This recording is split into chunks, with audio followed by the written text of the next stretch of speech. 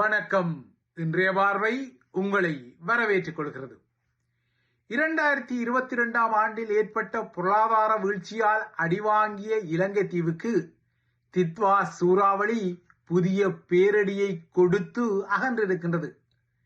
நாடளாவிய ரீதியில் 34,198 குடும்பங்களை 919 இடைத்தங்கல் நிவாரண மையங்களில் தங்க வைக்கும் அளவுக்கு இந்த சூறாவளியின் அவலம் உருவாகியுள்ளது.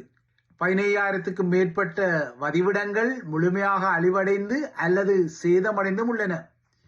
இன்று தமிழகம் மற்றும் புதுச்சேரி கடற்கரைகளுக்கு இணையாக நகர்ந்த தித்வா சூறாவளி இன்று மாலை சென்னையை கடந்த பின்னர் தாளமுக்கமாக வலுவிழக்கும் என எதிர்வு கூறப்பட்டது. எனினும் இலங்கையை பேரழிவுக்கு உள்ளாக்கிய இந்த சூறாவளி தமிழகத்தில் இதே போன்ற பேரழிவை ஏற்படுத்துவதற்கு வாய்ப்பில்லை என்பது தமிழ் மக்களுக்கு ஒரு ஆறுதல் செய்தியாக வந்தது. இலங்கையில் ஏறக்குறைய 1 மில்லியன் மக்களை இந்த சூறாவளியின் காற்றும் மழையும் பாதிப்படைந்தோர் பட்டியலுக்குள் தள்ளியுள்ளது. இப்போதைய நிலையில் இந்த அவலத்தில் 200 பேர் தமது உயிர்களை காவு கொடுத்துள்ளனர். நூற்றுக்கணக்கானோர் காணாமல் போயுள்ளனர். இவையெல்லாம் துன்பியல்களாக தொடர்கின்றன.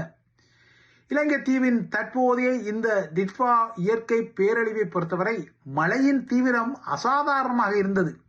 சில இடங்களில் சில மணி நேரங்களில் 250 மில்லிமீட்டருக்கும் அதிகமான மழை பொழிவு பதிவாகியுள்ளது. இது பல ஆண்டுகளில் இல்லாத அளவுக்கு குறுகிய நேரத்தில் இடம்பெற்ற அதிகமான மழை வீழ்ச்சியாகும்.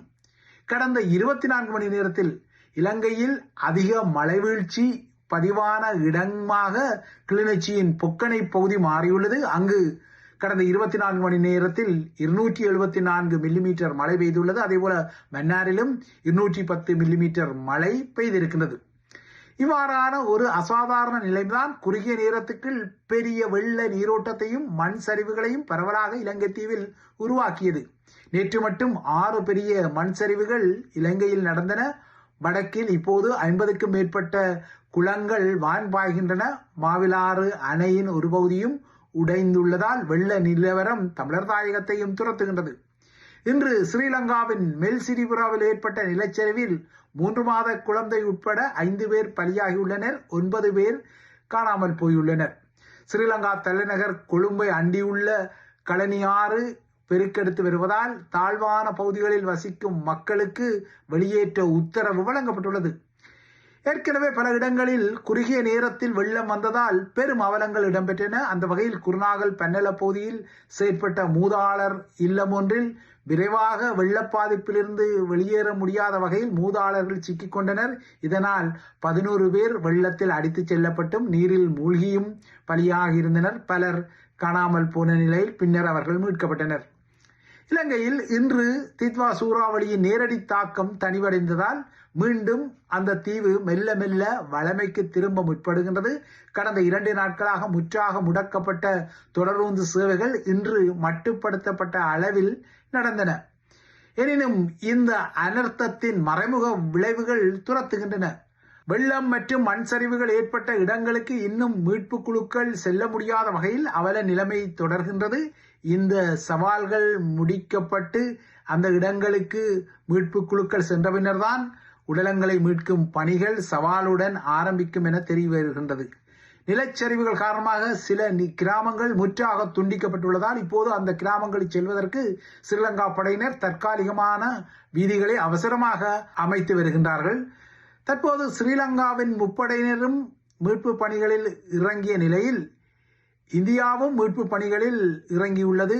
இந்திய வான்படையின் உதவியுடன் இந்தியாவின் தேசிய பேரிடர் மீட்பு படை பணியாளர்கள் 80 பேர் புத்தளம் மற்றும் பதுளை மாவட்டத்தில் மீட்பு பணிகள் களமிறக்கப்பட்டுள்ளனர். அவர்கள் மோப்ப நாய்கள் சகிதம் இந்த களப்பணியில் உள்ளனர். இந்தியா போலவே ஜப்பானும் அவசரமான உதவி பணியாளர்களை இலங்கைக்கு அனுப்புவதாக அறிவித்துள்ளது.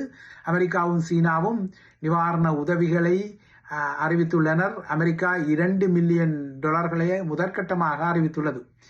எனினும் மீட்பு பணியை பொறுத்தவரை முதலில் களமிறங்கியது இந்திய தரப்பு என்பது வெளிப்படையான ஒரு யதார்த்தம். உடனடியாகவே கொழும்பில் நிலை கொண்டுள்ள ISNS விக்ராந்த் விமானந்தாங்கி கப்பலில் இருந்து 2 சீட்டா ரக உலங்கு வானூர்திகள் மீட்பு பணிகளுக்காக அனுப்பப்பட்டன. அதன் பின்னர் இந்திய வான்படையின் 2 MI-17 ரக உலங்கு வானூர்திகளும் மீட்பு பணியில் இணைந்துள்ளன. இந்திய வான்படை மீட்பு பணியில் ஈடுபடும் நிலையில் அரசாங்கத்தின் அதிவிசேட பிரமுகர்களுக்கான 2 உலங்கு வானூர்திகளையும் மீட்பு பணிகளில் களமிறக்குமாறு அனுரகுமார திசாநாயக்கா ஒரு அதிரடியான உத்தரவை பிறப்பித்தார். அரசு தலைவர் அனுரகுமார திசாநாயக்காவின் உத்தரவின் அடிப்படையில் ஏற்கனவே மீட்பு பணியில் ஈடுபடும் ஸ்ரீலங்கா விமானப்படையின் 5 உலங்கு வானூர்திகளுடன் இந்த ஹெலிகாப்டர்களும் இணைய உள்ளன.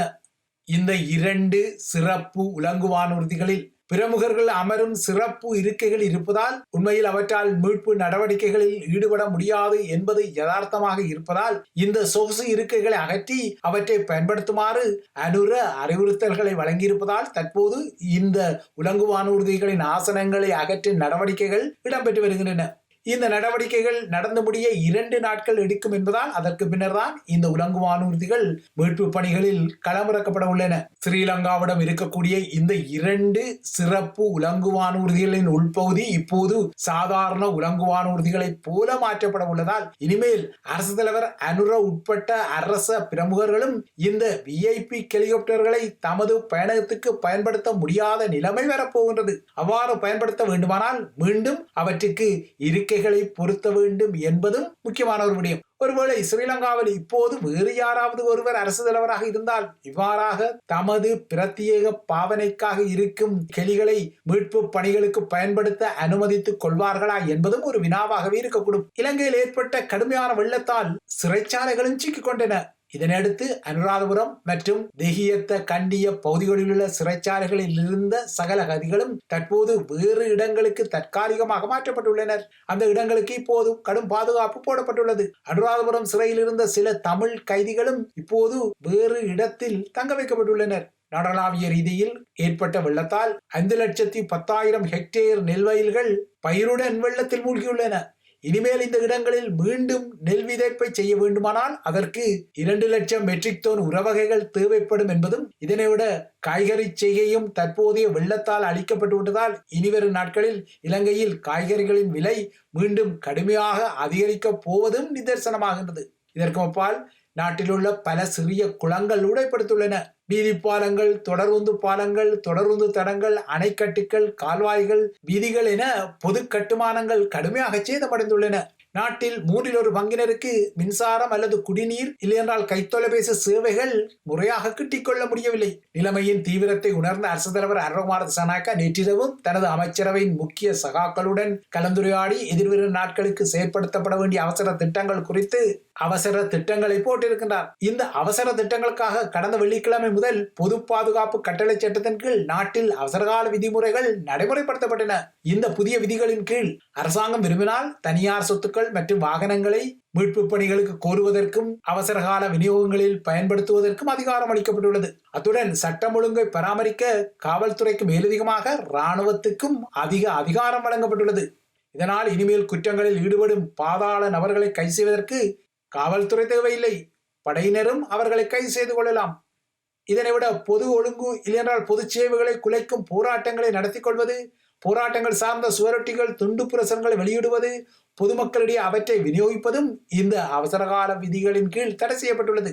இதனை விட இன்னும் ஒரு முக்கிய விடயமாக சமூக வலைத்தளங்களில் வதந்திகளை பரப்புவது, தவறான அறிக்கையிடல்களை செய்வதையும் இந்த அவசரகால விதிகள் கண்காணித்துக் கொள்ளும் என்பதால் இலங்கையில் உள்ள யூடியூபர்ஸ் உட்பட்ட சமூக வலைத்தள பதிவாளர்களுக்கு இனிமேல் பாதுகாப்பு தரப்பின் கண்காணிப்புக்கும் உள்ளாக்கப்படக்கூடும். மொத்தம் பேரவலத்தால் சூழ்ந்துள்ள இலங்கை தீவில் இப்போது அவசரகால விதிகள் நடைமுறைப்படுத்தப்பட்டாலும் ஏற்கனவே இந்த அவசரகால விதிகளை முன்னைய அரசாங்கங்கள் தவறாக பயன்படுத்தியது போல அனுர அரசாங்கமும் தவறாக பயன்படுத்துமா, இல்லை தாம் வித்தியாசமான அரசாங்கம் என்ற அடிப்படையில் இதனை மக்கள் சார்ந்த பணிகளுக்காக பயன்படுத்துமா என்பது ஒரு கேள்வியாக இருந்தாலும் இந்த அவசரகால விதிகள் தமிழர் தாயக பகுதிகள் மீது இரட்டிப்பு அழுத்தங்களை ஏற்படுத்தும் என்பதை இப்போதே சொல்லிவிடலாம் என்பதும் கடந்த கால பட்டறிவுகளின் ஒரு கசப்பான யதார்த்தமாகவே உள்ளது.